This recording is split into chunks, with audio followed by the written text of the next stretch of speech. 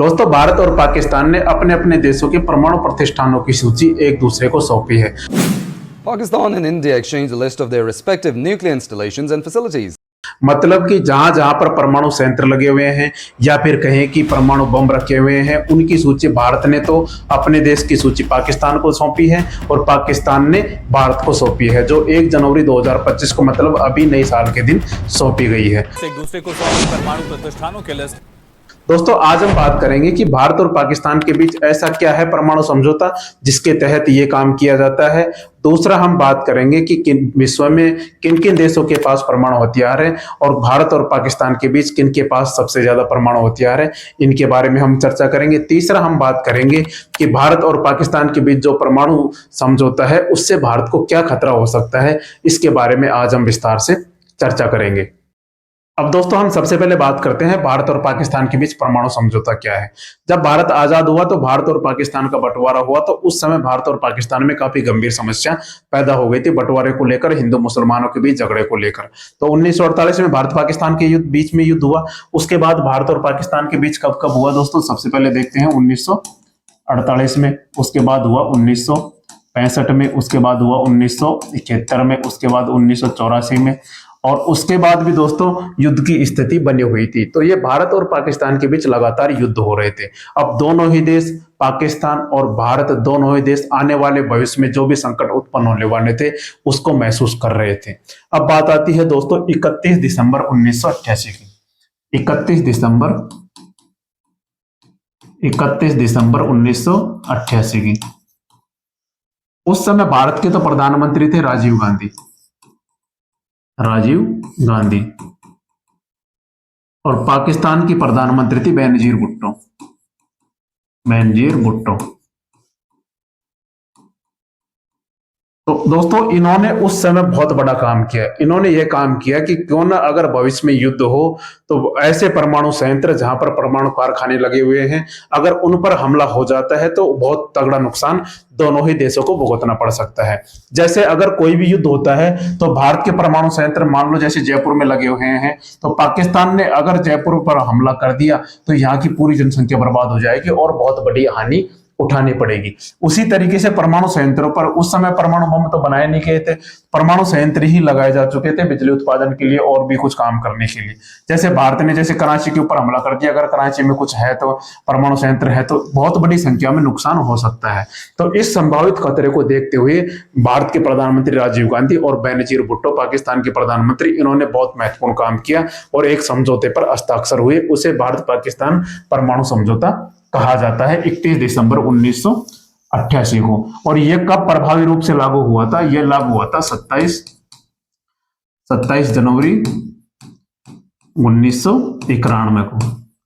27 जनवरी 1991 को यह समझौता लागू हुआ था। और इस समझौते के तहत दो मुख्य बातें रखी गई थी। पहली ये थी कि भारत के पास जो भी परमाणु हथियार हैं या परमाणु संयंत्र हैं वो भारत जानकारी देगा पाकिस्तान को, और पाकिस्तान के पास जो भी परमाणु संयंत्र कहां कहां पर लगे हुए हैं उसकी जानकारी देगा भारत को। पहली शर्त तो ये थी। अब दूसरी शर्त ये थी कि अगर भारत और पाकिस्तान के बीच कोई भी युद्ध होता है, जैसे किसी भी तरीके का युद्ध होता है, तो भारत न तो पाकिस्तान के परमाणु संयंत्रों पर हमला करेगा जिससे कि बहुत गंभीर समस्या उत्पन्न हो, और न ही पाकिस्तान भारत के परमाणु संयंत्रों पर हमला करेगा, जिसके चक्कर में दोनों ही एक दूसरे को जानकारी साझा करेंगे। और वह कब साझा करेंगे? हर साल 1 जनवरी को, मतलब नए साल के दिन साझा करेंगे। तो यह प्रभावी रूप से कब लागू हुआ था? 1991 में। तो दोनों देशों ने कब से यह जानकारी साझा करना स्टार्ट की थी? 1992 में। तो भारत और पाकिस्तान ने सबसे पहले 1 जनवरी 1992 को दोनों देशों ने यह जानकारी साझा की थी। दो इसमें मुख्य प्रावधान रखे गए थे कि एक दूसरे के परमाणु संयंत्रों पर कभी हमला नहीं करेंगे। तो दोस्तों, जब से 1 जनवरी 1992 से अब 1 जनवरी 2024 कुल अब तक 33वीं बार यह कार्य संपन्न किया गया है, जिसके तहत दोनों देश एक दूसरे को जानकारी साझा करते हैं। दोस्तों, ये तो हो गई परमाणु समझौते की बात। अब हम देखते हैं कि किन देशों के पास कितने परमाणु हथियार हैं और भारत और पाकिस्तान के पास कितने परमाणु हथियार हैं। अब दोस्तों, सबसे पहले हम देखें कि सबसे ज्यादा परमाणु हथियार रूस के पास हैं, कुल टोटल वर्ल्ड में केवल 9 ही ऐसे देश हैं जिनके पास परमाणु हथियार है। सबसे पहले हम देखें, रूस के पास 5580 परमाणु हथियार है, अमेरिका के पास 5044, चीन के पास 500, फ्रांस के पास 290, ब्रिटेन के पास 225, उसके बाद भारत के पास 172 और पाकिस्तान के पास 170। लगभग भारत और पाकिस्तान दोनों के पास ही समान परमाणु हथियार है। 170-72 में कोई ज्यादा फर्क नहीं है, और 172 भारत के पास है, पाकिस्तान के पास 170 है।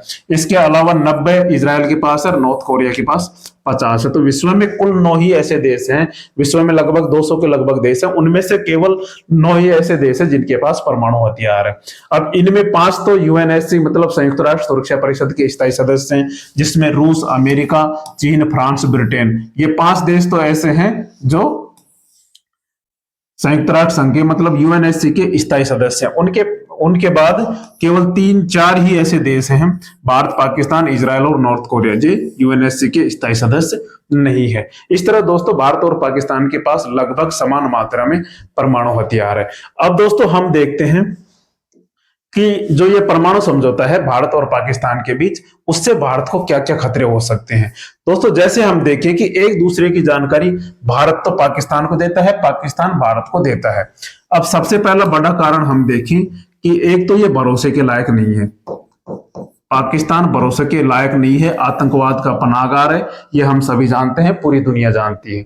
जिसके तहत भारत को ये खतरा हो सकता है कि जब भी पाकिस्तान को जरूरत पड़ेगी तो वह अपने आतंकवादी, इनकी जानकारी तो इनके पास रहेगी, वह अपने आतंकवादी भारत भेज सकता है। परमाणु हथियार, परमाणु संयंत्र हैं, परमाणु बम जहां पर रखे हुए हैं उन पर हमला करवा सकता है। भारत को इससे काफी बड़ा खतरा हो सकता है। तो सबसे पहला तो यह है कि इनके ऊपर विश्वास नहीं किया जा सकता। ये संधि तोड़ भी सकते हैं, शर्त तोड़ भी सकते हैं। तो इसकी पहला तो ये हो गया, इनके ऊपर भरोसा नहीं है, आतंकवादियों के ये पनाहगार हैं, जिसके तहत भारत को भरोसा नहीं करना चाहिए। दूसरा हम देखें